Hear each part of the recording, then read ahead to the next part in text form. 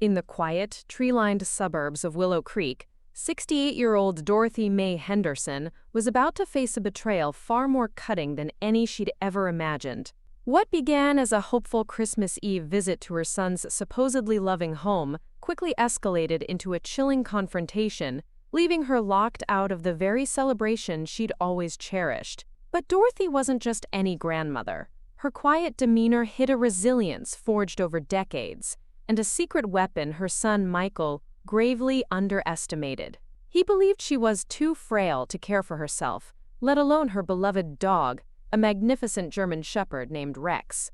What Michael didn't know was that Rex wasn't just a pet. He was a highly decorated, retired K-9 officer whose keen senses and unwavering loyalty were about to sniff out a web of secrets far deeper than anyone could have anticipated. Before we jump back in, tell us where you're tuning in from. And if this story touches you, make sure you're subscribed, because tomorrow, I've saved something extra special for you. Dorothy Mae Henderson's weathered hands, still strong from years of gardening and countless batches of homemade preserves, gripped the steering wheel of her sensible, cream-colored sedan. The familiar hum of the engine was a comforting counterpoint to the nervous flutter in her chest as she turned onto Sycamore Drive, the street that had been home for over 3 decades. The crisp December air, carrying the faint scent of pine and distant wood smoke, promised a perfect Christmas Eve. Through her windshield she could see the neighborhood, a festive tapestry of twinkling lights, evergreen wreaths adorning front doors, and inflatable snowmen standing guard over frost-kissed lawns. In the passenger seat, carefully nestled in a thermal carrier, sat her contribution to the day, a ceramic dish containing her famous bourbon pecan pie, a recipe passed down through generations, its rich aroma already mingling with the festive air. Beside it, a meticulously arranged stack of wrapped presents, each one chosen with the deliberate care of someone who had spent months contemplating what might bring genuine joy to faces she missed seeing every day. Her heart, despite the underlying current of apprehension, fluttered with the same nervous excitement she'd felt every Christmas Eve for 31 years. The tradition had begun when Michael, her son, and his wife Jennifer first moved into the spacious red brick ranch house. Young, burdened by mortgage payments, and with dreams far grander than their nascent bank account, Dorothy had suggested hosting Christmas dinner to help them save money. What started as a temporary arrangement had, year after year, organically evolved into the unshakable cornerstone of their family's holiday celebration. It was a tradition she cherished, a tangible link to a past filled with laughter, love, and the comforting presence of her late husband, Robert. As she pulled into the driveway, careful to park on the far right as she always did, leaving ample space for Jennifer's SUV and Sarah's minivan, Dorothy's gaze fell upon the house. It looked beautiful, she noted, with a swell of pride. Jennifer had indeed outdone herself with the decorations this year. Garland, thick and verdant, wound gracefully around the porch columns, and a magnificent wreath, adorned with a vibrant red velvet bow, hung on the front door, catching the soft morning sunlight. The sight brought a wistful smile to her lips, a bittersweet reminder of past Christmases when Robert would meticulously string the lights, his booming laughter echoing through the crisp air. The thought of her eldest son, David, brought a familiar pang of longing. He had called last week, his voice distant and distracted as always, explaining that the kids had commitments and the flights were prohibitively expensive. She'd told him she understood, but the words had felt like swallowing shards of glass. Gathering her purse, the precious pecan pie, and the stack of presents, Dorothy made her way to the front porch, her sensible walking shoes clicking softly against the concrete steps. The porch swing, where she and Robert used to sit on warm summer evenings, sipping iced tea and watching the fireflies dance, swayed gently in the morning breeze. For a moment she could almost see him there, his reading glasses perched on his nose, a cup of coffee growing cold in his hands as he watched the neighborhood slowly awaken. And then, her gaze fell upon Rex. Rex, a majestic German shepherd with intelligent, alert eyes and a coat the color of burnished gold, sat patiently by the front door. He was a picture of calm, yet there was an undeniable intensity in his stillness, a silent sentinel guarding the entrance. Rex wasn't just a pet, he was a retired K-9, a veteran of countless police operations, whose nose was legendary and whose loyalty was absolute. He had been Robert's partner for years before his retirement, and after Robert's passing, Rex had become Dorothy's constant companion, her shadow, her protector. Michael, however, saw Rex as just another dog, a large, potentially unruly animal that, in his opinion, Dorothy, in her frail state, was no longer capable of managing. He had hinted, more than once, that Rex would be better off in a younger, more active home, perhaps even suggesting a shelter if Dorothy couldn't handle him. The insinuation had stung, deeply, not just for herself, but for the magnificent creature who had been Robert's steadfast partner and was now her anchor. Dorothy reached for the door handle, expecting it to turn with the familiar ease of 3 decades of Christmas Eves. It didn't budge. A small frown creased her brow. Shifting the presents to one arm, she tried again. Still locked. She pressed the doorbell, listening to the familiar 2-tone chime echo hollowly inside the house. Through the frosted glass panels flanking the door, she could discern movement, shadows passing back and forth in what she knew was the dining room. "Hello?" she called out, rapping her knuckles against the polished wood. "It's me! My hands are full!" No response. Rex, sensing her unease, let out a low, almost imperceptible growl, his ears twitching, his nose working, sifting through the scents beyond the closed door. Setting the presents down on the porch swing, Dorothy cupped her hands against the living room window, peering through the narrow gap in the curtains. Her breath caught in her throat. The dining room table was indeed set for Christmas dinner, but not with her grandmother's cherished china service, the delicate blue and white pattern that had graced every Thompson family Christmas for as long as anyone could remember. Instead, Jennifer's modern white dishes gleamed starkly under the chandelier, elegant in their simplicity, but foreign to everything Dorothy associated with this sacred day. Jennifer moved through the room with purposeful efficiency, adjusting napkins and straightening silverware. She wore a burgundy dress Dorothy had never seen before, her hair styled in an elaborate updo that spoke of salon visits and special occasions. When Jennifer glanced toward the window, Dorothy waved and smiled, but her daughter-in-law's expression remained unchanged. She simply turned away, disappearing into the kitchen.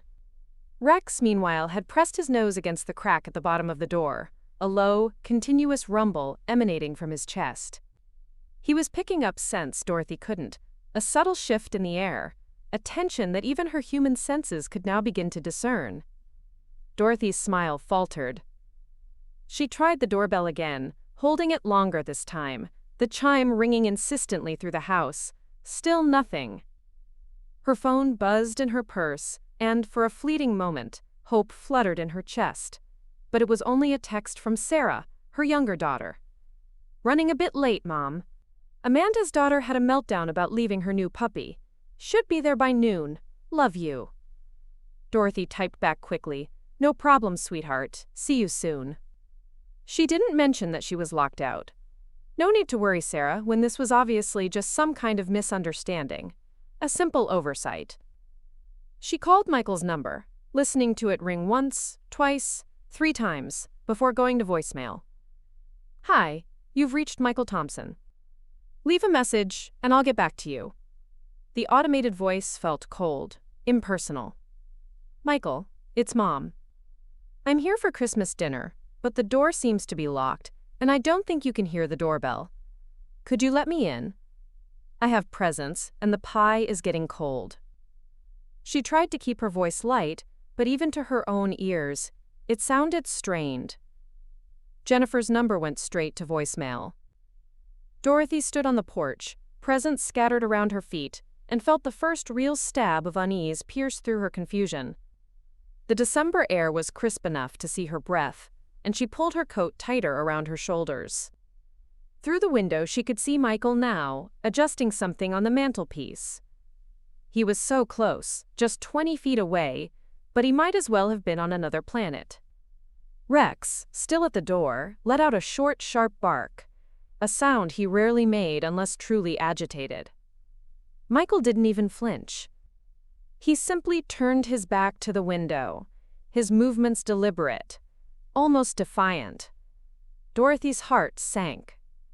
This wasn't a misunderstanding. This was intentional.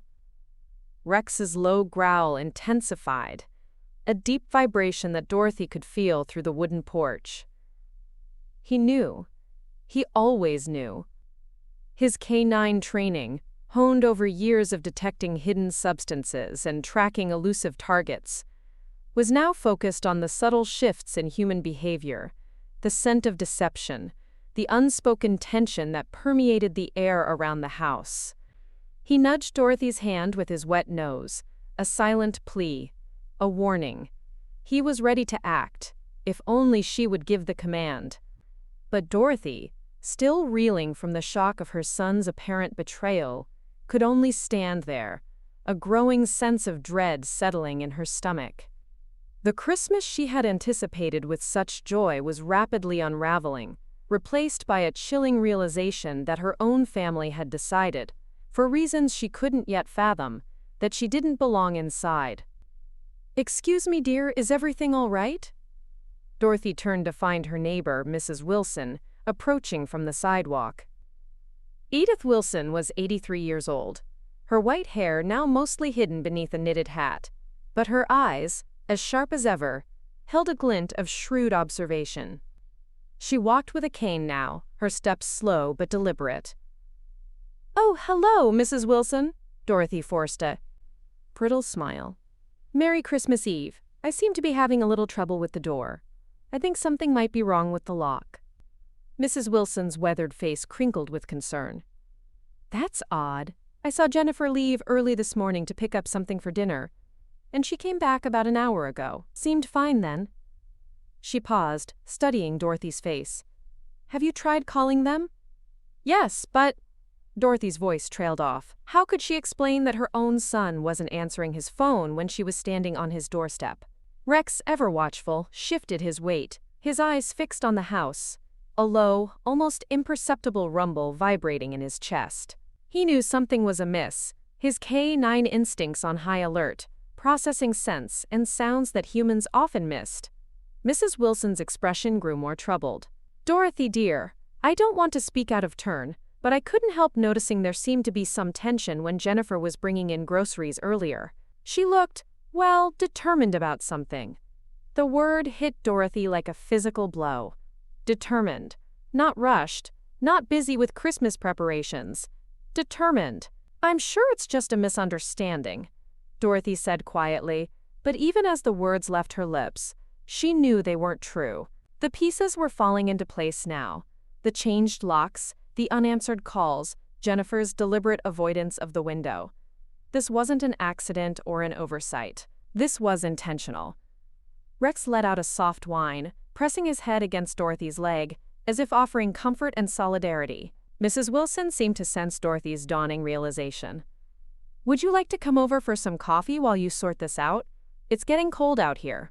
Dorothy looked at the house.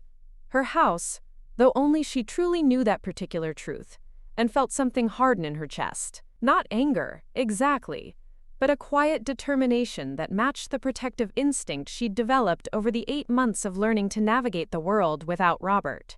"Thank you, but I think I'll wait here," she said, settling onto the porch swing among her scattered presents. "This is my family's Christmas, Mrs. Wilson. I've been hosting it for 30 years, and I don't intend to miss it now." Mrs. Wilson nodded slowly, understanding passing between the two women. "Well, if you need anything, you know where to find me." As her neighbor walked away, Dorothy sat on the swing that had witnessed 3 decades of family life. Children's laughter, quiet conversations with Robert, late-night talks with Sarah about boys and college and dreams. The house rose before her, solid and familiar, filled with people she loved who had decided, for reasons she couldn't yet fathom, that she didn't belong inside. But this was her porch, even if they didn't know it. Her swing, her property, her family. Whatever had led to this moment, whatever complicated emotions and unspoken resentments had culminated in changing the locks on Christmas Eve, Dorothy Mae Henderson wasn't going anywhere. Rex, curled at her feet, his head resting on his paws, watched the front door with an unblinking gaze, a silent promise of protection, The morning sun climbed higher, casting long shadows across the porch where Dorothy sat, surrounded by wrapped presents, and the growing certainty that this Christmas would be unlike any that had come before. Inside, she could see the shapes of her family moving through rooms she'd decorated, around furniture she'd helped choose, preparing for a celebration that had somehow become theirs instead of ours. Dorothy pulled her coat tighter and settled in to wait. Rex occasionally lifted his head, his ears swiveling, his nose twitching. He was picking up every scent, every murmur from inside, his K-9 instincts, perfectly attuned to the subtle shifts in the emotional atmosphere within the house. Dorothy found a strange comfort in his presence, a quiet strength that mirrored her own growing resolve. She might be locked out, but she was not alone. Michael's hand trembled as he reached for the front door handle, his heart hammering against his ribs like a caged bird desperate for escape. Through the frosted glass, he could see his mother's silhouette on the porch swing, still and patient, like a monument to 30 years of family tradition. The weight of what they'd done, what he'd allowed Jennifer to orchestrate, pressed down on his shoulders like a physical burden. He'd been pacing the living room for the better part of an hour, stealing glances through the curtains, watching his mother sit among her carefully wrapped presents with a dignity that made his stomach churn with guilt. Jennifer had retreated to the kitchen after Dorothy's arrival, busying herself with last-minute preparations, and pointedly avoiding any discussion about the woman sitting on their porch. "Just talk to her," Jennifer had said earlier that morning, her voice carrying the sharp edge it took on when she felt cornered. "Tell her we need space. Tell her we're starting our own traditions.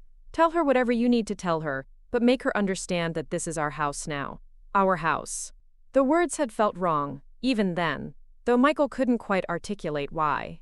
His mother had been nothing but generous when they'd faced foreclosure 3 years ago, quietly arranging the deed transfer that had saved them from losing everything. At the time, it had felt like salvation. Now, watching her sit, excluded from the very home she'd helped them keep, it felt like something much more complicated. Rex's faint whines from the porch only added to his growing unease, a constant, low reminder of the dog his mother, in Jennifer's words, was too frail to handle. The dog, Michael internally scoffed, was another one of his mother's problems. The door opened with a soft click, and Michael stepped onto the porch, the December air hitting his face like a slap of reality. His mother looked up from the swing, her brown eyes, so much like his father's, searching his face with an expression he couldn't read. Rex, at her feet, stood, his tail giving one slow, deliberate wag, his gaze piercing, fixed on Michael. "Michael," she said simply, her voice steady despite the obvious strain of the morning. "I was beginning to wonder if something had happened to you." He couldn't meet her gaze directly. Instead, his eyes focused on the presents scattered around her feet, each one wrapped in the same careful paper she'd used every Christmas for as long as he could remember. The sight of them made his throat tight. "Mom, we need to talk." Dorothy folded her hands in her lap, the gesture so familiar it made his chest ache.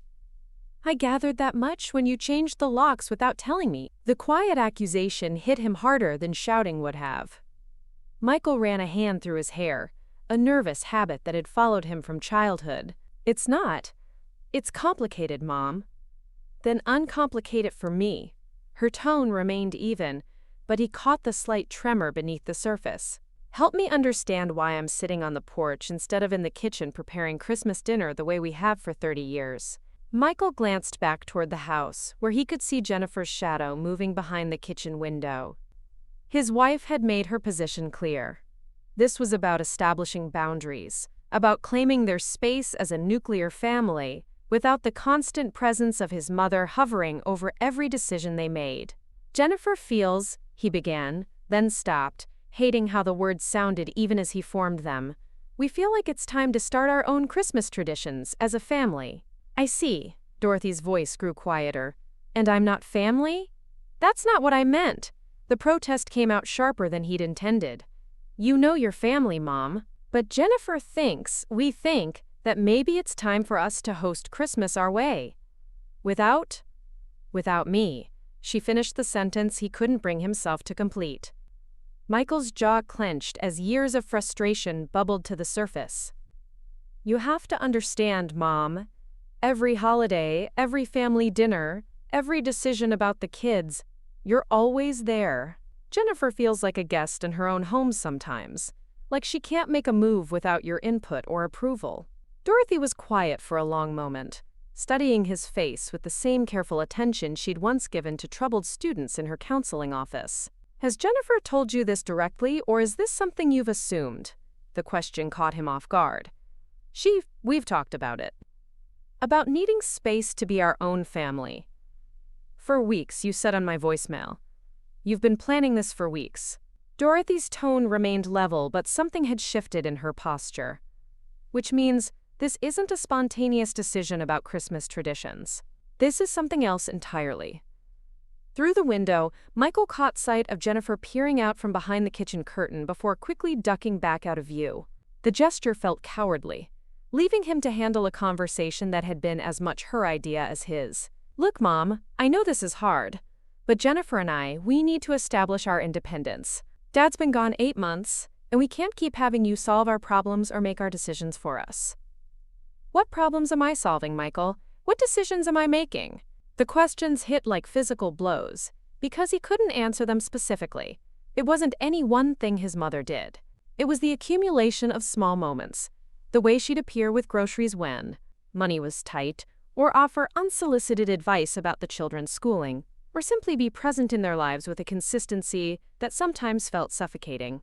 "It's not about specific things," he said weakly. "It's about feeling like adults in our own space." Rex, who had been observing the exchange with uncanny focus, suddenly let out another low growl, a deep, resonant sound that seemed to vibrate with disapproval. He lifted his head, his eyes fixed on Michael, almost as if he understood every word, every nuance of the conversation. Michael, momentarily distracted by the dog, felt a fresh wave of irritation. "And this dog," he blurted out, almost unconsciously. "He's just another thing you can't handle, Mom. He needs a younger home, someone who can give him the exercise and attention he deserves. You're too frail for him now." The words hung in the air, cold and dismissive. Dorothy's eyes, which had softened moments before, hardened with an intensity Michael hadn't seen in years. Rex, in response to the tone, rose to his feet, a silent, powerful presence beside Dorothy. His K-9 training meant he reacted instantly to shifts in human emotion, particularly when his handler was distressed. His tail was still, his ears alert, and a low, guttural rumble started in his chest. A clear warning. Michael, absorbed in his own frustration, barely registered the subtle shift in the dog's demeanor. He truly saw Rex as nothing more than a large, aging pet, unaware of the years of rigorous training, the specialized skills, and the unbreakable bond that connected the K-9 to his handler. He couldn't imagine the dog could understand, let alone perceive, the subtle cues of human deception. He thought of Rex as a liability, another piece of his mother's life that he felt she was no longer capable of managing. Little did he know, Rex was far from a liability. He was a silent witness, a living lie detector whose highly trained senses were already picking up the inconsistencies in Michael's words, the telltale sense of deceit that even Michael himself might be unaware of. Dorothy stood up from the swing, her movement deliberate and controlled. For a moment, Michael thought she might leave, and he felt a confusing mixture of relief and panic at the prospect. Instead, she picked up her purse and extracted a folded piece of paper from an inner pocket. Her hands were steady as she unfolded it, though Michael noticed the slight tremble in her fingers. Rex, sensing the shift in her demeanor, stood tall beside her, his powerful frame, a silent bastion of support, his eyes unwavering from Michael's face. "Michael," she said quietly, her voice imbued with a newfound authority that surprised him. "I need you to look at this." He took the paper from her hands, his eyes scanning the legal text with growing confusion that quickly transformed into shock. It was a property deed. The deed to the house they were standing in front of, with his mother's name clearly listed as the legal owner. I don't understand," he stammered, though a part of him was beginning to understand all too well. 3 years ago, when you were facing foreclosure, I arranged for the deed to be transferred to help you qualify for loan modification. But I retained legal ownership for tax purposes." Dorothy's voice was matter-of-fact, as if she were discussing the weather. "I never thought it would be relevant." I certainly never imagined I'd need to remind you that this is still technically my house." The words hit Michael like a physical force, knocking the breath from his lungs. All of Jennifer's talk about their house, their space, their right to establish boundaries, it had been built on a foundation that wasn't entirely solid. "Mom, he started, then stopped, realizing he had no idea how to finish that sentence. "I'm not telling you this to hurt you, Michael. I'm telling you because I think there's been a fundamental misunderstanding about our relationship." Dorothy took the deed back from his nerveless fingers and returned it to her purse. "I've never tried to control your family or make decisions for you. I've tried to support you." "There's a difference." Michael stared at his mother, seeing her clearly for perhaps the first time in months. Not as the overbearing presence Jennifer had painted her as, but as a woman who had lost her husband 8 months ago and was now discovering that her son, her family, saw her as a burden to be managed rather than a person to be loved. "We didn't know," he said lamely, "about the deed." "No, I suppose you didn't, but that's not really the point, is it?" Dorothy sat back down on the swing, suddenly looking every one of her 68 years. Rex immediately lay down at her feet, his head resting on her lap, a comforting weight. "The point is that you've been planning for weeks to exclude me from Christmas. My Christmas, our Christmas. And you thought the easiest way to handle it was to simply lock me out." The truth of her words settled over him like a heavy blanket. They hadn't just changed the locks. They'd changed the fundamental nature of their family without ever having a real conversation about what that meant, or whether it was what anyone actually wanted. "Jennifer thinks," he began. "I don't want to hear what Jennifer thinks right now," Dorothy interrupted, her voice finally showing some of the strain she'd been holding back. "I want to hear what you think, Michael. What you really think about sitting here explaining to your mother why she's not welcome at Christmas dinner." The question hung in the air between them, and Michael realized he didn't have a good answer. All he had were Jennifer's arguments, and his own vague sense that somehow, in some way, establishing this boundary was important for his marriage and his family. But looking at his mother now, seeing the careful way she held herself together despite the obvious hurt in her eyes, he couldn't remember why any of that had seemed more important than simply picking up the phone and having an honest conversation. From inside the house came the sound of footsteps, and both Michael and Dorothy turned to see Jennifer appear briefly at the living room window before disappearing again, leaving nothing but the sense of being watched and judged. "She's afraid," Michael said suddenly, the words surprising him even as he spoke them. "Of what? Of never being enough? Of always being compared to you and Dad? Of feeling like she doesn't measure up to 30 years of family history?" The admission felt like pulling a splinter from a wound. "She grew up in chaos, Mom. Her family. It wasn't like ours. She doesn't know how to be part of something stable without feeling like she's going to lose it somehow." Dorothy considered this, her expression softening slightly. Rex, hearing the shift in her tone, also relaxed slightly, though his vigilance remained. "And you think the solution is to choose between your wife and your mother?" "I don't know what the solution is," Michael admitted. "I just know that I'm tired of feeling like I'm always in the middle, trying to make everyone happy and failing at it." "You're 42 years old, Michael. When did you start thinking that managing other people's emotions was your responsibility?" The question hit deeper than she probably intended, because the truth was he'd been managing emotions his whole life, smoothing over conflicts, avoiding difficult conversations, taking the path of least resistance, even when it meant sacrificing things that mattered to him, just like he was doing now. "What do you want me to do, Mom?" The question came out more desperate than he'd intended. "Tell me what you want me to do." Dorothy looked at him for a long moment, and in her expression he saw not judgment, but something that looked almost like pity.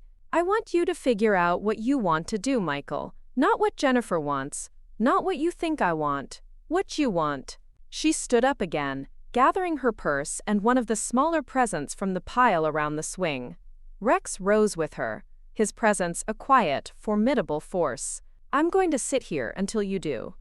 Because this is my porch, on my property, and I have nowhere else I need to be today." As she settled back onto the swing, Rex once again lying at her feet, Michael felt the weight of her words, and the deed in her purse, and 30 years of Christmas mornings that had started in this house, with his family gathered around the tree his father always insisted on cutting down himself. The standoff was no longer just about Christmas dinner. It had become something much larger.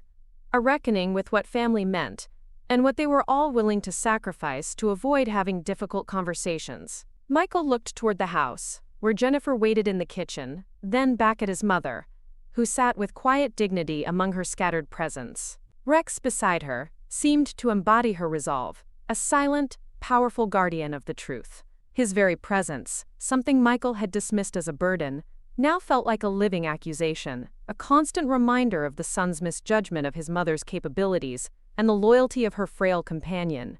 Preparing and narrating this story took us a lot of time, so if you are enjoying it, subscribe to our channel, it means a lot to us.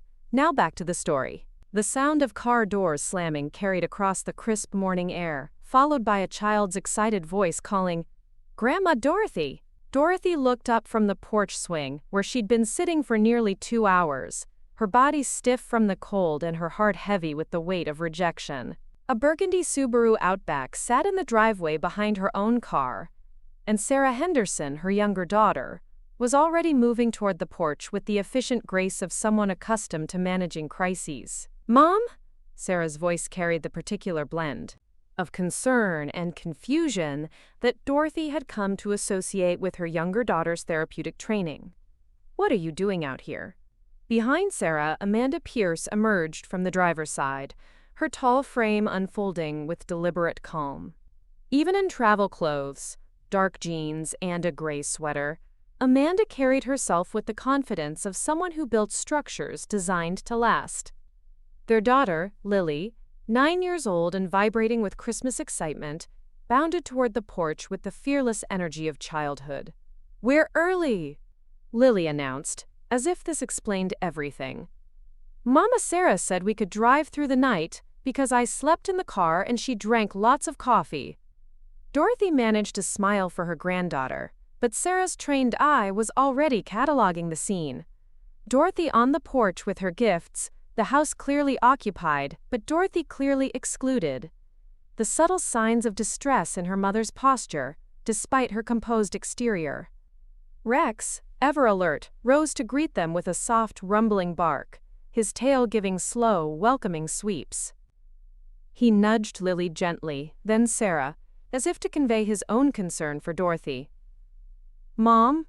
Sarah said again, her voice gentler now. "Why aren't you inside?" The question hung in the morning air like a challenge. Dorothy could lie, could manufacture some excuse about enjoying the fresh air, or waiting for everyone to arrive. But looking at Sarah's concerned face, at Amanda's quietly observant stance, at Lily's innocent confusion, Dorothy found herself unable to pretend. "The locks have been changed," she said simply. "I've been locked out." Amanda's eyebrows rose slightly, and Dorothy watched her exchange a quick glance with Sarah. It was the kind of wordless communication that came from 15 years together, a conversation conducted entirely in expressions that Dorothy had learned to recognize if not decode. Rex, sensing the shift in the adult's emotions, let out another low growl directed towards the house. "Locked out?" Sarah's professional composure cracked slightly. "But it's Christmas Eve. Surely there's some mistake." "There's no mistake, honey."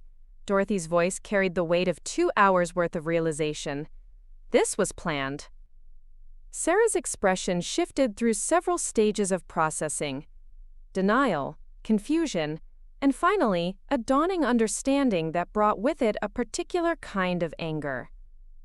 Dorothy had seen that look before, during family therapy sessions Sarah had insisted on after Robert's death, when her daughter's professional mask slipped to reveal the fierce protectiveness underneath. "Where are Michael and Jennifer?" Sarah's voice had taken on the carefully controlled tone she used when managing difficult family dynamics. "Inside," Dorothy said, gesturing toward the window where movement was still visible. "They know I'm here." Amanda had remained silent during this exchange, but now she stepped forward, her architect's eye taking in the details of the situation with practical assessment. "How long have you been out here?" "Since about 8:30. It's almost 11, Amanda said, and there was something in her tone that made Dorothy look at her more carefully. Amanda had grown up in foster care, had learned early to recognize the signs of family dysfunction and to name it clearly. She had no patience for the polite fictions that often surrounded family cruelty. "Sarah," Amanda said quietly, "this isn't a misunderstanding." Before Sarah could respond, the front door opened with a suddenness that made everyone turn. Michael emerged, clearly uncomfortable, his hair disheveled, and his expression caught between guilt and defensiveness. He was still in his pajamas, flannel pants, and an old university t-shirt, and he looked like a man who had been hoping this problem would somehow resolve itself. Rex, at Dorothy's side, tensed, a low rumble echoing in his chest. "Sarah," he said, his voice carrying forced cheer, "you're early. We weren't expecting you until this afternoon." "Clearly," Sarah replied, her therapeutic training warring with her family loyalty. "Michael, what's going on here? Why is Mom sitting on the porch?" Michael's gaze flickered between his sister and his mother, and Dorothy could see him calculating, trying to find words that would minimize the situation. "It's complicated," he began. "No," Amanda interjected, her voice carrying the directness that had initially intimidated Dorothy, but which she'd come to appreciate. "It's really not complicated. Either you accidentally locked your mother out of Christmas, or you did it on purpose. Which is it?" The bluntness of the question seemed to strip away Michael's defenses. His shoulders sagged, and for a moment he looked like the uncertain boy he'd once been, caught in a lie and unable to maintain it. "Jennifer felt," he started, then stopped. "We thought—" "Look, it's hard to explain." "Try," Sarah said, and her voice had shifted into what Dorothy recognized as her professional mode. "Because from where I'm standing it looks like you've excluded our mother from Christmas, and I'm having trouble understanding how that could possibly be justified." Rex let out a soft, almost mournful whine, his gaze fixed on Michael, as if silently judging his words. His K-9 nose, trained to detect minute changes in human pheromones associated with stress and deception, was undoubtedly picking up on Michael's internal turmoil. Inside the house, Dorothy could see Jennifer moving past the window, her posture rigid with stress. The children's voices were audible, Emma and Jake's excitement about their visiting cousins temporarily overriding the adult tension. But Jennifer didn't come to the door, didn't join the conversation that was clearly about her as much as anyone. "She wanted to do Christmas her way this year," Michael said finally, without feeling like she had to check everything with Mom first. She felt like she was never really the woman of the house, you know? Like Mom was still running things even though we live here now. Sarah's expression was carefully neutral, but Dorothy could see the effort it took. "So the solution was to lock Mom out on Christmas Eve?" "We thought she'd understand," Michael said, the words sounding hollow even to him. "We thought she'd maybe go to David's, or, I don't know, we thought she'd figure something else out." "David's in California," Amanda pointed out with ruthless practicality. "It's Christmas Eve. What exactly did you think she was going to figure out?" Lily had been listening to this exchange with the wide-eyed attention of a child trying to understand adult complications. Now she spoke up, her voice small and confused. "Why can't Grandma Dorothy come inside? It's cold out here." The question, asked with a child's perfect clarity, seemed to cut through all the adult justifications and complications. Michael looked at his niece, then at his mother sitting on the porch swing with her gifts and her dignity intact, and something in his face crumpled. Rex, seeing Michael's distress, softened his posture slightly, but his gaze remained piercing, as if evaluating his intentions. "It wasn't supposed to be like this," Michael said quietly. "But it is like this," Sarah replied. "The question is, what are you going to do about it?" Before Michael could answer, the sound of raised voices came from inside the house. Through the window, they could see Jennifer in what appeared to be an intense conversation with someone, probably on the phone. Her gestures were sharp, frustrated, and even from a distance, her distress was evident. "She's upset," Michael said, as if this explained everything. "She's upset?" Sarah's careful control finally snapped. "She's upset? Mom has been sitting on this porch for 2.5 hours in 40-degree weather because you two decided to lock her out of Christmas, and you're worried about Jennifer being upset?" Dorothy stood up from the swing, her joints protesting the cold and the prolonged sitting. Rex, moving seamlessly with her, stood firm by her side. "Sarah, she said quietly. "That's enough." Her daughter turned to her, eyes blazing with protective fury. "No, Mom, it's not enough. This is unconscionable. You can't just—" "I can handle this myself," Dorothy said, her voice carrying the authority of a mother who had settled countless family disputes over the decades. "I don't need you to fight my battles for me." But even as she said it, Dorothy felt a warmth spreading through her chest that had nothing to do with the morning sun, Sarah's anger on her behalf, Amanda's practical indignation, even Lily's innocent confusion. They all spoke to something she'd been afraid of losing in the months since Robert's death, the knowledge that she mattered, that her exclusion was wrong, that someone would stand up for her when she couldn't stand up for herself. And Rex, her faithful K-9 companion, stood silently by, his presence a powerful, unspoken testament to his unwavering loyalty, a bond that Michael had completely failed to recognize. Amanda had been watching the house during this exchange, her architect's eye noting details that others might miss. "There are a lot of cars in the neighborhood," she observed, her voice low, "and I can see curtains moving in windows. This isn't exactly private anymore." Dorothy followed her gaze and realized Amanda was right.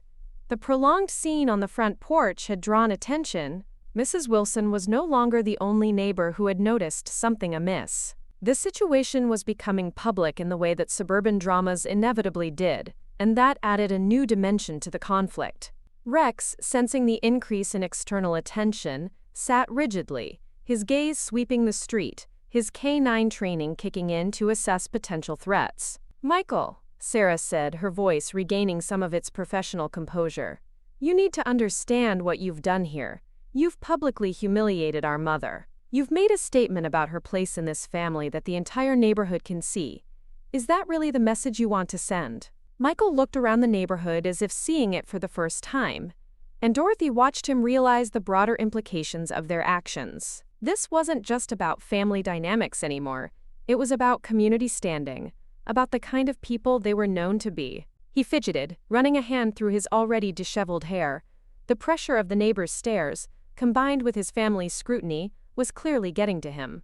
"I need to talk to Jennifer," he said finally, his voice barely above a whisper. "Yes," Dorothy said quietly. "You do." "But Michael," her son looked at her, and she saw in his eyes the confusion and pain of a man caught between loyalties he couldn't reconcile. "I want you to know that I understand some of what Jennifer is feeling.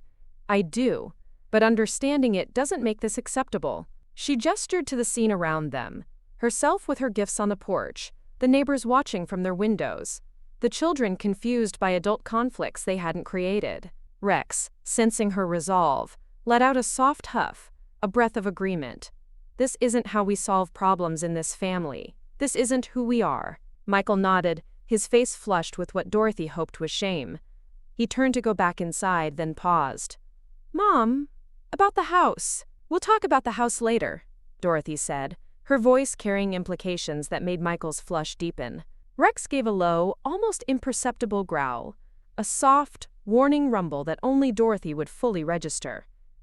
It was a subtle signal, reminding her of the deeper layers of this truth. "Right now, we need to figure out how to salvage Christmas for those children in there. All of them." As Michael disappeared back inside, Sarah moved to sit beside her mother on the Hamas swing. Rex, ever loyal, nudged Dorothy's hand, then settled protectively between her and the house. "Are you okay?" Sarah asked quietly, her hand reaching for Dorothy's. Dorothy considered the question seriously. Was she okay? She was cold, hurt, and facing a family crisis that threatened to redefine all their relationships. But she was also surrounded by people who loved her, who thought her exclusion was wrong, who were willing to stand up for her. And she held cards that no one else knew about yet, legal cards that might change everything. Rex's warm presence against her leg was a silent affirmation of strength.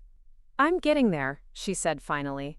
"But Sarah, I need you to let me handle this my way. Can you do that?" Sarah's therapeutic instincts clearly wanted to object, but she nodded. "Just promise me you won't let them walk all over you." Dorothy smiled, the first genuine smile she'd managed all morning. "Honey, I've been managing difficult people for 68 years, I think I can handle Michael and Jennifer." Through the window, they could see the family conference that was clearly taking place inside. Jennifer's gestures were animated, Michael's posture defensive, and the children were beginning to hover at the edges of the adult conversation, sensing that something important was happening. Rex remained still, his ears perked, occasionally directing his gaze at the window, as if listening to the muffled voices, his K-9 hearing picking up frequencies beyond human range. The morning had shifted into something none of them had planned. What had started as Dorothy's private humiliation had become a family reckoning, and the presence of witnesses, both family and neighbors, had raised the stakes considerably. Whatever happened next would define not just this Christmas, but the family's future together. Dorothy pulled her coat closer and settled back into the swing. She had time. She had allies. And she had information that would change everything once she chose to reveal it. Rex shifted, laying his head on her lap, his soft fur a comfort against the biting air. For now, she would wait and see what Michael and Jennifer decided to do with the crisis they had created. The neighborhood watched, the family argued, and Christmas Eve continued its relentless march toward a resolution that none of them could yet imagine. The sound of the front door closing behind Michael echoed across the porch like a judge's gavel, final and unforgiving. Dorothy remained on the swing with Sarah beside her, while Amanda stood at the porch railing, her architect's eye still cataloging the neighborhood's growing awareness of their family drama.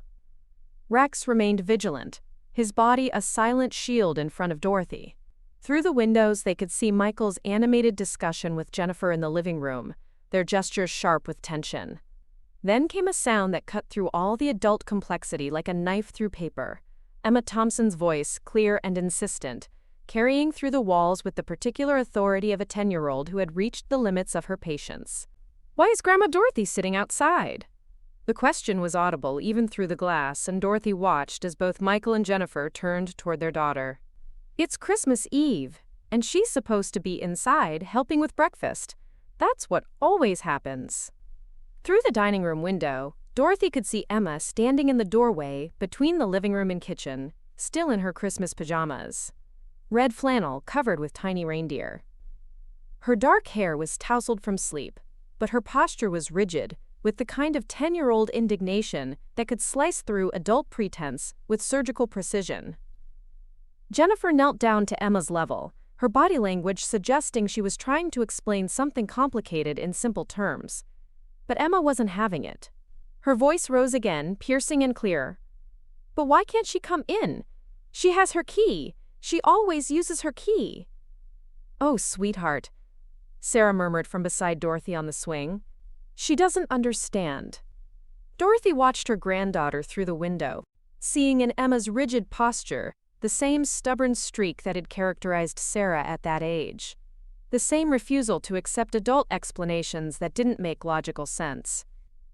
Emma had always been the family's truth-teller, the child who asked uncomfortable questions and refused to be satisfied with vague answers. The conversation inside seemed to be escalating. Michael had joined Jennifer and Emma, and now 8-year-old Jake appeared in his Spider-Man pajamas, clutching the handmade Christmas card Dorothy could see him holding. Jake was gentler than his sister, more likely to accept what adults told him, but even from a distance, Dorothy could see his confusion. Rex let out a soft, sympathetic whine, his ears flattening slightly, as if mirroring the children's distress. "She made them Christmas cards," Dorothy said quietly, remembering the excited phone call from Jake 2 weeks ago when he'd finished his project. "He spent hours on it, wanted it to be perfect for Grandma." Amanda turned from her position at the railing. What kind of people lock out someone's grandmother on Christmas Eve, when there are children involved? Her voice carried the particular edge of someone who had grown up in the foster system and recognized emotional cruelty in all its forms. Before anyone could answer, the front door burst open, and Emma Thompson marched onto the porch with the determined stride of a child who had had enough of adult nonsense. She was still in her pajamas, her bare feet stepping onto the cold porch boards, without apparent concern for comfort or propriety. Rex, with an instinct refined by years of protecting vulnerable individuals, immediately moved forward, positioning himself between Emma and Michael, a silent, unmoving barrier. "Grandma Dorothy!" Emma's voice was a mixture of relief and outrage. "What are you doing out here?" "Daddy says you can't come in because Mommy needs space, but that doesn't make any sense because this is your house too." Dorothy felt her heart squeeze as Emma launched herself into her arms, all warm pajamas and righteous indignation. The child's embrace carried the simple, uncomplicated love that Dorothy had been starving for, the acceptance that said her presence was not just wanted, but essential. "Hi, sweetheart," Dorothy managed, her voice thick with emotion as she held her granddaughter tight. "I'm just waiting out here for a bit." "But why?" Emma pulled back to look at Dorothy directly, her young face serious with concern. "Are you sick? Did you forget your key? Daddy has extra keys. I've seen them in the kitchen drawer." Behind Emma, Jake appeared in the doorway, still clutching his card. His face was streaked with tears, and he looked between his sister and his grandmother with the bewildered expression of a child whose world had suddenly stopped making sense. Rex, with a gentle nudge, urged Jake closer to Dorothy. "Grandma Dorothy," Jake's voice was small and trembling, "I made you a card. It has glitter and everything. But Mommy says we have to have Christmas without you, and I don't understand why." The simple statement hit Dorothy like a physical blow. Here was the truth of what Michael and Jennifer had done, stripped of all adult justification and complexity. They had chosen to have Christmas without her, and they had left their children to navigate the emotional wreckage of that decision. Sarah made a sound of distress beside her, and Dorothy saw her daughter's hands clench into fists. Amanda's expression had gone from disapproving to frankly appalled. "Can I see your card, Jake?" Dorothy asked gently, extending her hand. Jake approached slowly, as if he wasn't sure he was allowed to give the card to her anymore. But Emma took charge with the fierce protectiveness of an older sister. "Of course you can give it to her, Jake. She's our grandma. Give it to her right now." Jake placed the card in Dorothy's hands with the solemnity of a religious offering. It was construction paper folded in half, covered with carefully applied glitter in the shape of a Christmas tree. Inside, in Jake's careful second-grade handwriting, were the words, "Dear Grandma Dorothy, thank you for making Christmas special every year. I love you more than all the presents. Love, Jake." Dorothy felt tears threaten for the first time since this ordeal began. The card represented hours of work, the kind of focused effort that 8-year-olds reserved for things that truly mattered to them. And Jake had made it for her, believing she would be there to receive it, believing Christmas would happen the way it always had. "It's beautiful, Jake," she whispered, her voice thick with emotion. "It's the most beautiful card I've ever received." "Really?" Jake's face brightened slightly. "I used 3 different colors of glitter. Emma said that was too much, but I wanted it to be extra special." "It is extra special," Dorothy assured him. "And so are you." Emma had been listening to this exchange with growing agitation. Now she turned toward the house and shouted, "Mommy! Daddy! Come out here right now! This is stupid and mean and I don't like it." Through the window, Dorothy could see Jennifer's stricken face as her daughter's words carried into the house. Michael appeared behind his wife, and both parents looked like people caught in a trap of their own making. Rex, ever observant, watched Michael intently, his nose twitching, processing the subtle sense of stress and conflict emanating from him. "Emma, honey, come inside." Jennifer's voice came through the screen door. "It's too cold for you to be out there in your pajamas." "No!" Emma's voice carried the particular defiance of a child who had decided that adults were wrong and needed to be corrected. "I'm staying with Grandma Dorothy. If she can't come in, then I'm staying out here." "Me too," Jake announced, moving closer to Dorothy's side. "I want to be with Grandma Dorothy." Sarah looked at Dorothy with something approaching awe. "They're staging a revolt," she murmured. "A successful one, by the looks of it," Amanda added, watching Jennifer's increasingly distressed face through the window. But Dorothy was focused on her grandchildren, on the simple loyalty they were showing in the face of adult complications they couldn't understand. Emma had wrapped her arms around Dorothy's waist and was glaring at the house with the fierce determination of a 10-year-old who had chosen her side. Jake was pressed against Dorothy's other side, still clutching his handmade ornament. She could see now that he'd made her a construction paper angel with a yarn halo. Rex, positioned protectively, kept a watchful eye on the doorway. "Are you going to be our grandma forever?" Jake asked suddenly, his voice small and worried. "Even if Mommy doesn't want you to come to Christmas?" The question revealed the deeper fear that Dorothy hadn't fully considered. In their child logic, being excluded from Christmas might mean being excluded from everything. If Grandma Dorothy wasn't part of Christmas anymore, what else might she not be part of? "Oh, sweetheart," Dorothy said, pulling Jake closer. "I will always be your grandma. Always. No matter what happens with grown-up stuff, I will always love you and Emma more than you can imagine." "But you won't live with us anymore," Emma said, and it wasn't quite a question. "Because Mommy and Daddy moved into your house and now you live in that apartment with the weird smell in the hallway." Dorothy was surprised by Emma's matter-of-fact assessment. She hadn't realized the children understood so much about the living arrangements, about the way family dynamics had shifted since Robert's death. Rex, hearing the mention of the apartment, let out a soft, almost imperceptible sigh, as if he too missed their old home. "That's right," Dorothy said carefully. "I live in my apartment now. But that doesn't change how much I love you." "But it changes Christmas," Emma said with devastating child logic. "Because Christmas is supposed to be at your house with your special plates, and your pecan pie, and the way you make everything smell like cinnamon." The accuracy of Emma's observation hung in the air like an indictment. She had identified exactly what was being lost. Not just Dorothy's presence, but the traditions, the sense memories, the continuity that had defined their family celebrations for a decade. "I brought the pecan pie," Dorothy said gently. "It's right there in that carrier." "Can we eat it out here?" Jake asked hopefully. "Like a picnic?" "It's 40 degrees, Sarah pointed out practically. "I don't care," Emma declared. "If that's where Grandma Dorothy has to be, then that's where we should have Christmas breakfast." The front door opened again, and Michael stepped out onto the porch. He looked haggard, like a man who had spent the morning fighting a war he was losing. Behind him, Dorothy could see Jennifer hovering in the doorway, her face a mask of conflicted emotions. Rex, observing Michael's defeated posture, gave a low, almost satisfied rumble. "Kids," Michael said, his voice carrying forced authority. "You need to come inside. You're going to catch cold." "We're not cold," Emma lied with the transparent defiance of childhood. "We're fine out here with Grandma Dorothy." "Emma!" Michael's voice took on the particular tone parents used when they were approaching the end of their patience.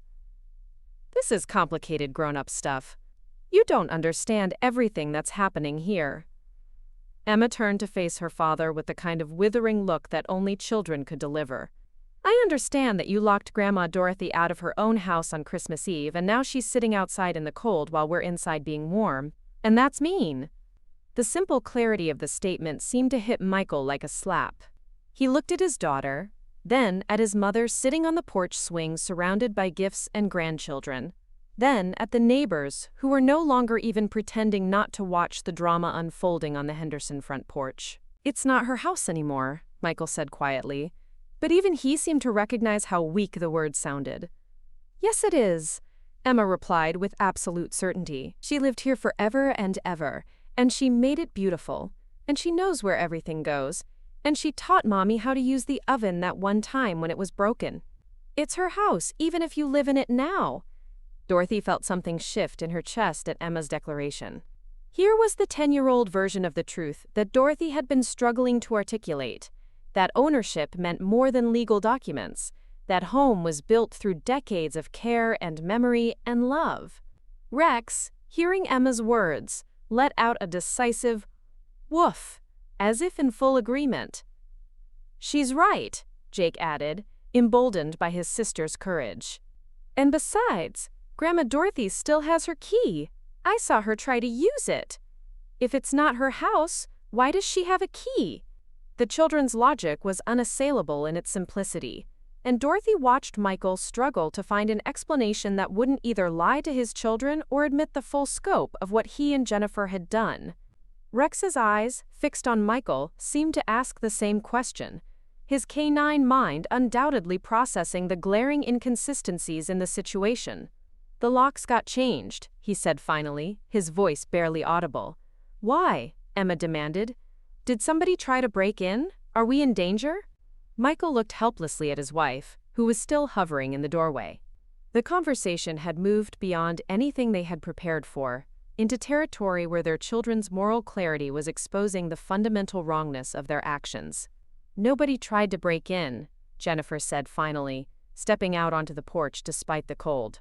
She was still in her robe, her hair uncombed, and she looked like a woman who had been backed into a corner. "We changed the locks because... She stopped, unable to finish the sentence in front of her children. How could she explain that they had changed the locks specifically to keep their beloved grandmother away? How could she justify that level of deliberate cruelty to children who loved Dorothy without reservation? "Because you wanted to hurt Grandma Dorothy's feelings," Emma said into the silence, her voice carrying the devastating honesty of childhood. "That's why. You wanted her to feel bad." Jennifer's face crumpled at the accusation, and Dorothy saw something break in her daughter-in-law's carefully maintained composure. Here was the truth that no amount of adult rationalization could disguise. Their actions had been designed to cause pain, and they had succeeded. But they had also created something they hadn't anticipated. In trying to exclude Dorothy, they had forced their children to choose sides, and the children had chosen their grandmother with all the moral clarity and stubborn loyalty that only children possessed.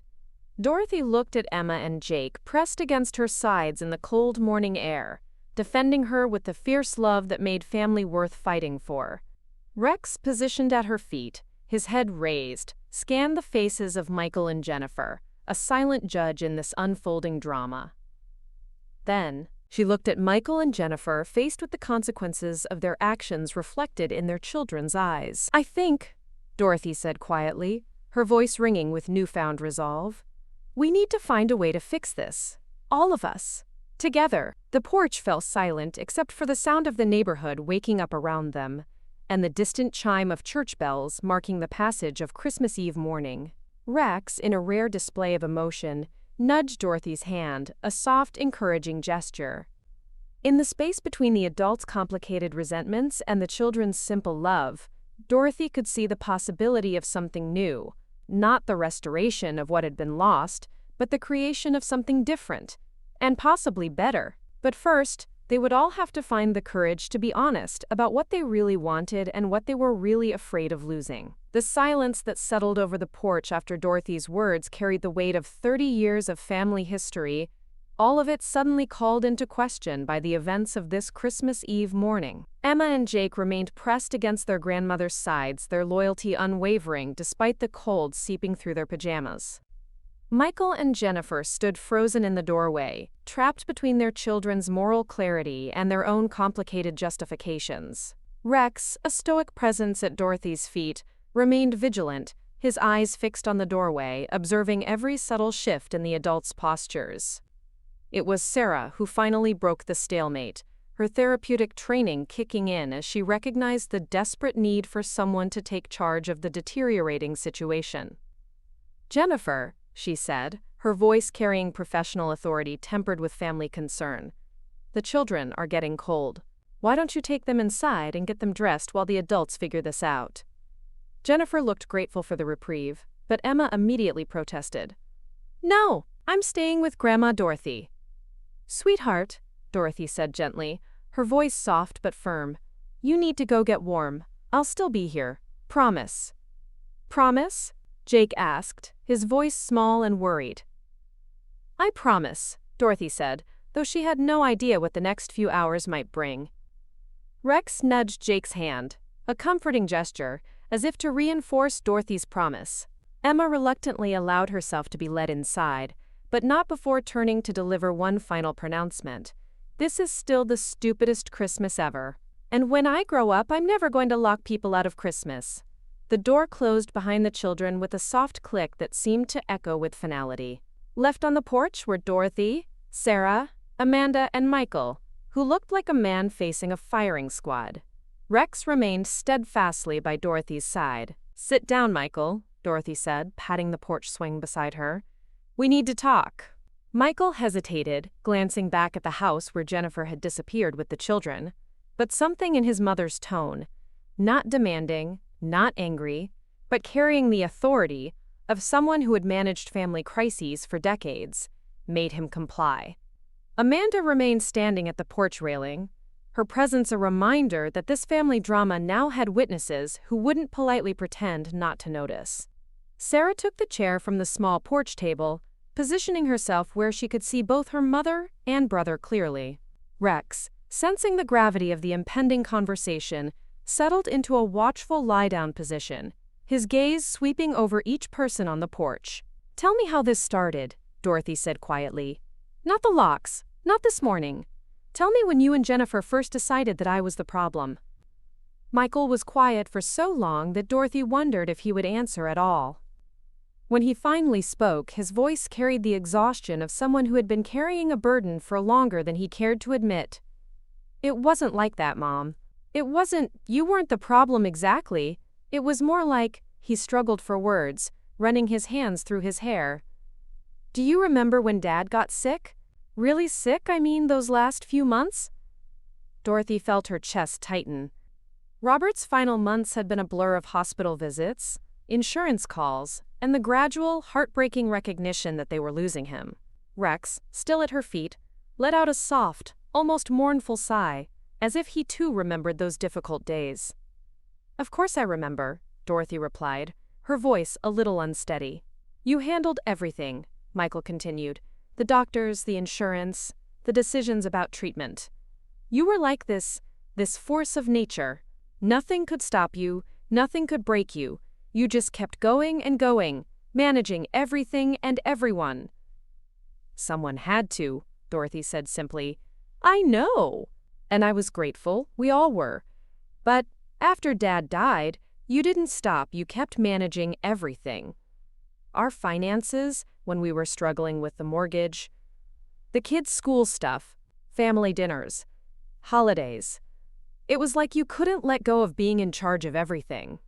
Sarah was watching this exchange with the careful attention of a therapist, but Dorothy could see the conflict in her daughter's eyes, professional understanding warring with personal loyalty. "Are you saying I was too involved?" Dorothy asked, though she suspected she already knew the answer. "Yes," Michael said, then immediately looked stricken by his own honesty. "No, I don't know. It's complicated." "It's not that complicated," Amanda said from her position at the railing. Her voice carried the directness of someone who had no investment in family diplomacy. "Either your mother's involvement was helpful and welcome, or it wasn't. Which was it?" Michael shot her a look that suggested he didn't appreciate her bluntness, but Amanda's expression remained neutral. She had grown up in the foster system, where family dynamics were dissected with clinical precision, and she had little patience for the polite fictions that often surrounded family dysfunction. "It was helpful," Michael admitted, his voice softening slightly, "but it was also overwhelming. Jennifer felt like she could never do anything right, like Mom was always watching and judging. And I felt like I wasn't really the man of the house, you know? Like I was still just Mom's little boy playing house." The words hung in the air like an accusation, and Dorothy felt them settle into her chest with the weight of recognition. She thought back to the past 3 years, to the way she had continued to involve herself in Michael's family life. Had she been helping, or had she been controlling? "Tell me about the mortgage," she said quietly. Rex shifted, lifting his head to look intently at Michael, his K-9 instincts perhaps sensing the shift towards a revelation. Michael's face flushed. "What about it? Tell me about when you were going to lose the house." The silence stretched between them, filled with memories that both of them had been trying to avoid examining too closely. Finally, Michael spoke, his voice barely above a whisper. "We were 3 months behind. The bank was starting foreclosure proceedings. Jennifer was working 2 jobs. I was pulling every overtime shift I could get. But it wasn't enough." He paused, and Dorothy could see him reliving the shame and fear of that time. "You came over one day and found Jennifer crying at the kitchen table, with all the bills spread out in front of her." Dorothy remembered that day with painful clarity.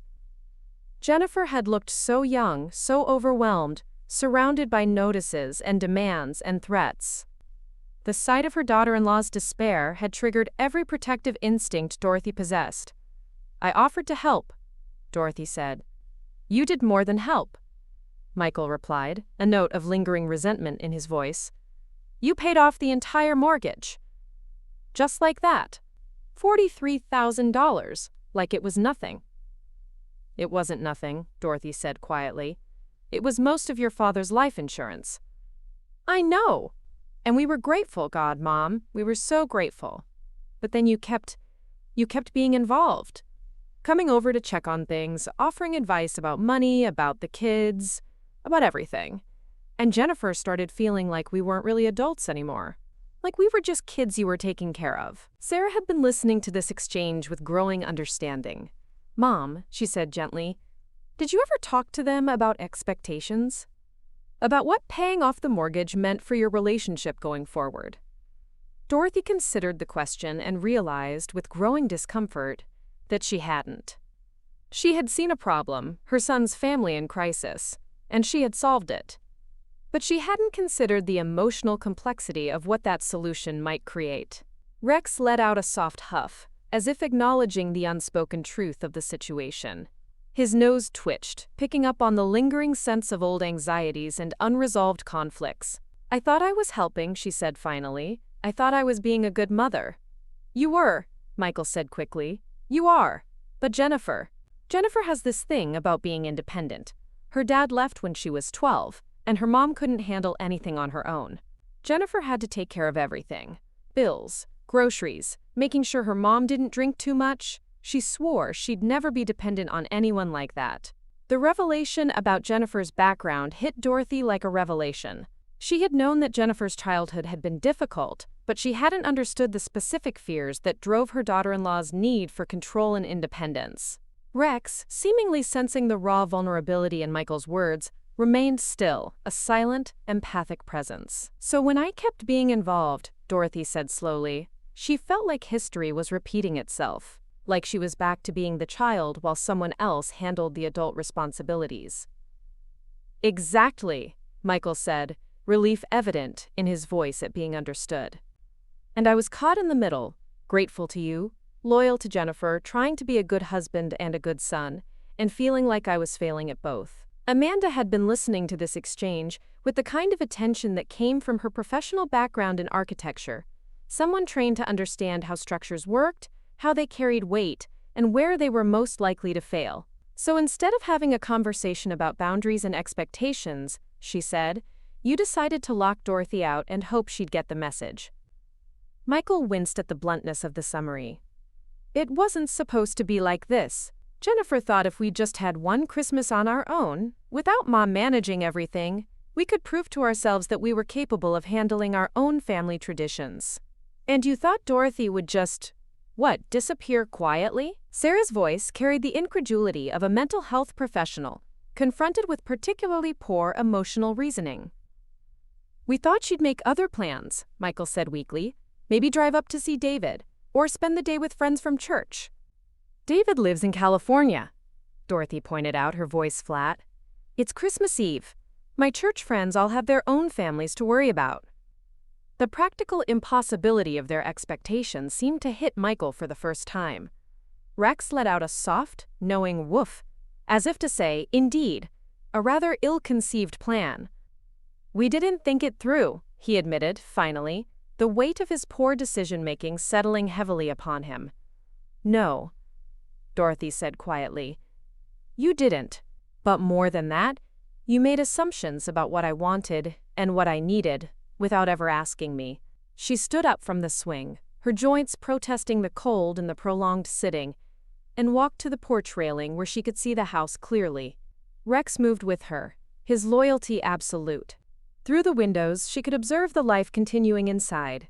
Jennifer helping the children get dressed, the Christmas tree with its carefully arranged presents, the dining room table set with the wrong china. Do you want to know what I was thinking about when I paid off your mortgage? She asked, not turning around, her voice carrying a profound sadness. What? Michael's voice was barely audible. I was thinking about legacy, about what your father and I had built together, and how I could make sure it continued after he was gone. Dorothy turned to face her son, and her voice carried 3 decades of accumulated love and loss. I wasn't trying to control you, Michael. I was trying to take care of you the only way I knew how. She gestured toward the house. This house. Your father and I bought it when you were 15. We chose it because the school district was good, because the neighborhood was safe, because we wanted to give you and David and Sarah a foundation to build on. When you got married and wanted to buy a house, we were so proud. And when you got into trouble with the mortgage, Dorothy's voice wavered slightly, but she continued. I couldn't stand the thought of you losing what we had all worked so hard to build. So I did what your father would have done. I fixed it. But the way you fixed it, Sarah said gently, it created new problems. Dorothy nodded. I can see that now. But at the time, all I could see was my son's family in crisis, and I had the power to help. How could I not help? Michael was quiet for a long moment, processing this perspective on events he had experienced very differently. When he spoke, his voice carried a mix of gratitude and frustration that Dorothy recognized as the complicated emotions of adult children everywhere. I wish we could have talked about this before it got to. He gestured helplessly at the scene around them. Before you locked me out of Christmas? Dorothy asked, and there was a trace of dark humor in her voice. Yeah, before that. Amanda, who had been quietly observing this family excavation, finally spoke up. There's something else we need to talk about, she said, her tone level and direct. Something about the house that I don't think everyone understands. Dorothy felt her chest tighten. Amanda's architectural background had given her an eye for details, and Dorothy suspected she had noticed something that the family had overlooked. Rex, at Dorothy's side, lifted his head, his ears swiveling towards Amanda, as if sensing the impending revelation. What do you mean? Sarah asked, her brow furrowed. Amanda looked directly at Dorothy. You still own this house, don't you? The question hung in the air like a bomb waiting to explode. Michael's face went white, and Sarah's eyes widened with understanding. Dorothy had been dreading this moment, knowing it would come, but hoping to control when and how the truth emerged. Rex, sensing the immense shift in atmosphere, let out a low, almost imperceptible growl, his eyes fixed on Michael, as if silently daring him to deny the truth. What are you talking about? Michael asked, though his voice suggested he was beginning to suspect the answer. Dorothy sighed, feeling the weight of the secret she had been carrying for 3 years. When I paid off your mortgage, I had my lawyer structure it as a private loan secured by the property. Legally, I hold the deed. You live here, you're responsible for taxes and maintenance, but the house belongs to me. The silence that followed was deafening. Michael stared at his mother as if seeing her for the first time, while Sarah's expression shifted through surprise, understanding, and something that might have been admiration. Rex, meanwhile, nudged Dorothy's hand, a silent signal of reassurance. You mean, Michael said slowly, the words barely a whisper, that when we locked you out, we were locking you out of your own house? Yes, Dorothy said simply. That's exactly what you did. The implications of this revelation were staggering, and Dorothy could see Michael processing them in real time. They had not only excluded her from Christmas, they had quite literally locked the legal owner out of her own property. The moral wrongness of their actions was now compounded by a legal reality that made their position indefensible. Why didn't you tell us? Michael asked, though his voice suggested he suspected the answer. Because I never thought it would matter, Dorothy replied, her voice firm. I gave you the house to live in, to raise your children in, to make your own. The legal technicality was just insurance, protection for everyone involved. I never imagined a situation where I would need to assert my ownership. She looked at her son with an expression that was both sad and determined. Until today. The porch fell silent as the full weight of the morning's events settled over them. What had begun as a family conflict about boundaries and traditions had become something much more complex. A reckoning with years of unspoken resentments, unexamined assumptions, and the complicated legacy of love and money and power within families. Rex, in his quiet observation, seemed to be taking it all in, his K-9 intelligence far beyond what Michael had ever attributed to him. Inside the house, Dorothy could see the children getting dressed for Christmas, their excitement undimmed by the adult complexities swirling around them. Soon, they would want to open presents, to eat breakfast, to celebrate the holiday they had been anticipating for weeks. The adults would have to find a way forward that honored both the children's needs and the truth that had finally emerged. Dorothy looked at her family gathered on the porch, her son grappling with the revelation that he had less power than he thought, her daughter processing the implications with professional detachment, Amanda maintaining her role as moral witness, Rex, a silent, powerful anchor beside her. The morning had stripped away years of polite pretense and forced them all to confront the reality of their relationships. The question now was what they would choose to do with that truth. The revelation about the house ownership hung in the December air, like smoke from a fire that couldn't be extinguished. Michael sat on the porch swing, his head in his hands, while Dorothy remained at the railing, her silhouette framed against the morning light. Sarah had gone quiet, her therapeutic training warring with her protective instincts, and Amanda continued her role as witness to a family unraveling in real time. Rex, ever watchful, occasionally cast a glance at the house, then back at Dorothy as if gauging her next move. The sound of Dorothy's phone ringing cut through the tension with jarring normalcy. She glanced at the screen and felt her stomach drop. "It's David," she said, showing the display to the others. Michael's head shot up. "Don't tell him about this. Please, Mom, not yet." But Dorothy was already answering. "Hello, David. Mom, Merry Christmas Eve." David's voice came through the speaker with the forced cheer of someone fulfilling an obligation. "I wanted to call before the kids got too crazy with their Christmas morning. How are things in Texas?" Dorothy looked around the porch, at Michael's stricken face, at Sarah's worried expression, at the neighbors who were no longer even pretending not to watch the ongoing drama. Rex let out a soft huff, a sound of disapproval directed at the phone. "Oh, you know," she said carefully, "eventful." Good, good. Listen, I can't talk long. We're about to head to Rebecca's parents' house for their Christmas brunch. You know how her family is about their traditions. The casual dismissal of his own family's traditions wasn't lost on anyone on the porch. Sarah's jaw tightened visibly, and Dorothy saw Michael's expression shift from guilt to anger. "David," Dorothy said, "actually there's something." "Oh, before I forget," David interrupted, "I need to talk to Michael about the house situation. Is he around?" The question fell into the conversation like a stone into still water, creating ripples that spread outward in all directions. Michael's face had gone pale, and Dorothy felt a chill that had nothing to do with the December morning. Rex, sensing the immediate change in atmosphere, rose to his feet, his ears sharply perked, his K-9 instincts picking up on the sudden spike in tension and deception. He looked from Dorothy to Michael, then back to Dorothy, a silent communication of alert awareness. "What house situation?" Dorothy asked carefully. "The sale?" "The sale?" Rebecca's been doing some research on Austin real estate, and she thinks Michael could get a really good price if he sells now. Market's hot. Property values in that neighborhood have gone up significantly. We were thinking it might be time for him to cash out, maybe move somewhere with better schools. The silence on the porch was deafening. Dorothy felt the world tilt slightly as the full implications of David's words sank in. Not only had her sons been planning to exclude her from Christmas, but they had apparently been discussing selling her house without bothering to inform her that she still owned it. Rex, with an almost imperceptible shift, moved closer to Michael, his nose flaring slightly, processing something only he could smell. "David," Sarah said, her voice carrying a dangerous edge. "How long have you and Michael been discussing this?" "Sarah? I didn't know you were there." "Oh, probably a few months now. Michael was talking about wanting to get out from under the mortgage, start fresh somewhere."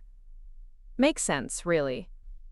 That house is way too big for them now that—" He stopped abruptly, apparently realizing he was about to say something tactless about Dorothy no longer living there. "Now that what, David?" Dorothy's voice was quiet, but there was steel underneath. "Well, you know, now that you're in the apartment and everything, the house must feel pretty empty with just Michael's family rattling around in it." Michael had stood up from the swing and was pacing the small porch like a caged animal. Rex's gaze followed him, unwavering. David, we can talk about this later. Actually, Amanda interjected, her architect's practicality cutting through family diplomacy, this is probably something that should be discussed now, especially since Dorothy still legally owns the house. The silence on the phone was so complete that Dorothy wondered if the call had dropped. When David finally spoke, his voice had lost all its casual cheer. What do you mean she still owns it? I mean exactly what I said, Dorothy replied. The deed is still in my name. When I paid off Michael's mortgage, the house reverted to me legally. I've been letting Michael's family live here, but it's my property. David's voice trailed off as he processed this information. That's not what Michael told me. He said you signed the house over to him when you moved out. All eyes turned to Michael, who looked like a man who had been caught in a lie that was spiraling beyond his control. Rex, with a subtle shift in his posture, took a step closer to Michael, his body language communicating an unspoken challenge, his K-9 nose almost certainly detecting Michael's rising stress. For all practical purposes, Michael stammered. For all practical purposes, nothing, Sarah said sharply. Either you own the house or you don't. Either you have the right to sell it or you don't. Which is it, Michael? I don't own it, Michael admitted quietly. Mom does. The confession hung in the air like an indictment. David's voice came through the phone with a new edge, the tone of someone who was beginning to realize he had been operating with completely false information. So when you called me last month, talking about selling and asked me to help you find a real estate agent in Austin, you knew you didn't actually have the legal right to sell the house? You called David about selling? Dorothy's voice was barely above a whisper, filled with a fresh wave of hurt. You were making plans to sell my house without telling me? Michael's pacing had become more agitated. It wasn't like that. I was just exploring options, trying to figure out what we could do to get more independent, to not feel like we were always living in your shadow. By selling my house out from under me? The hurt in Dorothy's voice was palpable. By making plans with your brother to dispose of the property I saved for your family? Jesus Christ, Michael! David's voice came through the phone with unusual vehemence. What the hell were you thinking? You can't sell a house you don't own. I thought she'd understand. Michael said desperately. I thought if we presented it as a good financial decision, she'd see that it made sense for everyone.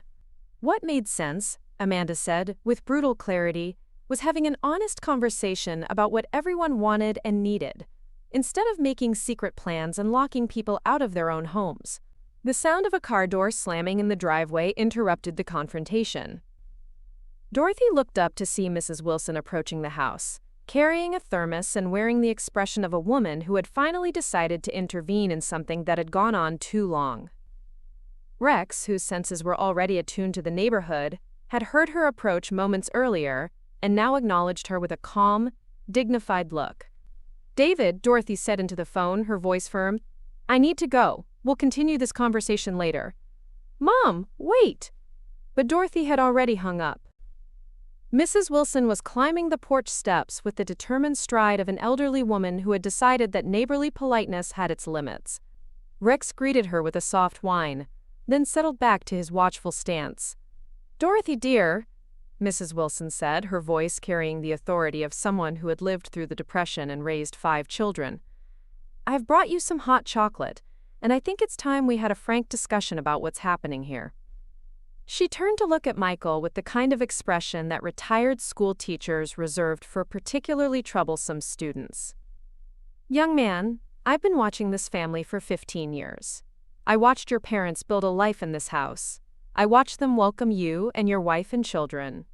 And I watched your mother grieve when your father passed. What I'm seeing today is a disgrace. Michael opened his mouth to respond, but Mrs. Wilson held up a hand that brooked no argument. I don't want to hear explanations or justifications.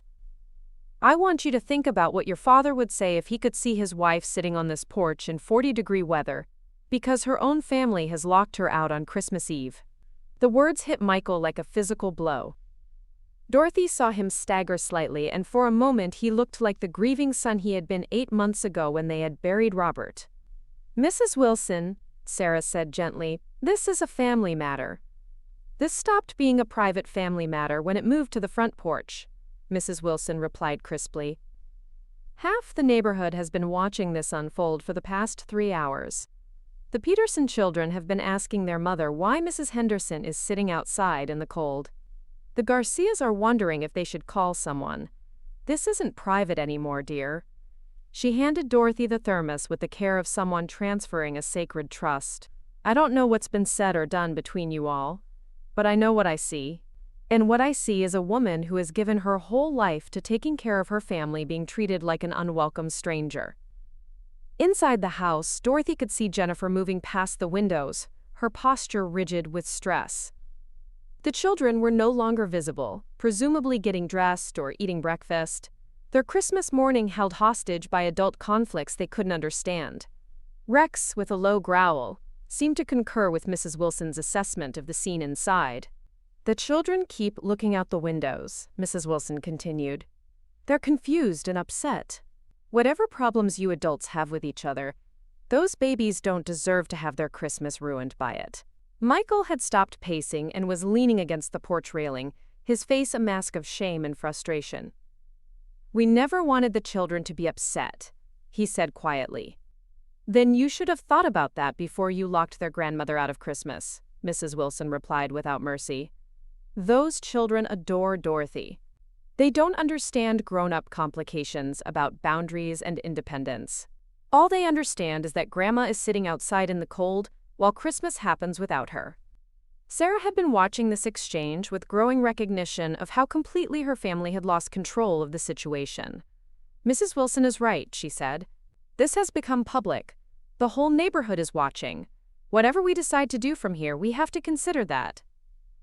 What are you suggesting? Michael asked, his voice strained. I'm suggesting that you have 2 choices, Amanda said, her voice carrying the practical authority of someone who built things that had to withstand stress. You can continue this standoff and let the entire neighborhood watch your family destroy itself on Christmas Eve. Or you can figure out how to salvage some dignity and get everyone inside where this conversation should have happened in the first place. The front door opened and Jennifer appeared in the doorway. She had dressed hastily, jeans and a sweater, and her hair was still uncombed, but her face was resolute. Dorothy could see that she had been crying, but she had clearly reached some kind of decision. Rex, sensing a shift in Jennifer's energy, became still, watching her intently. Michael, Jennifer said, her voice steady despite the visible signs of distress. We need to talk, inside, now. She looked at Dorothy and for a moment their eyes met directly. Rex, feeling the subtle tension, let out a soft huff. Dorothy, I think we all need to talk together. It was the first time Jennifer had addressed her directly since the crisis began, and Dorothy heard in her daughter-in-law's voice something she hadn't expected. Not surrender exactly, but a recognition that the situation had moved beyond what any of them had intended. The children are getting upset, Jennifer continued. Emma is refusing to open any presents until you're inside, and Jake keeps asking why Grandma has to sit outside. They don't understand, and I can't explain it to them because, her voice wavered slightly, because I don't think I understand it anymore either. Mrs. Wilson smiled with satisfaction. Now that sounds like sense, Dorothy dear. You shouldn't have to choose between your dignity and getting warm. This is your house, isn't it? Yes, Dorothy said quietly. It is.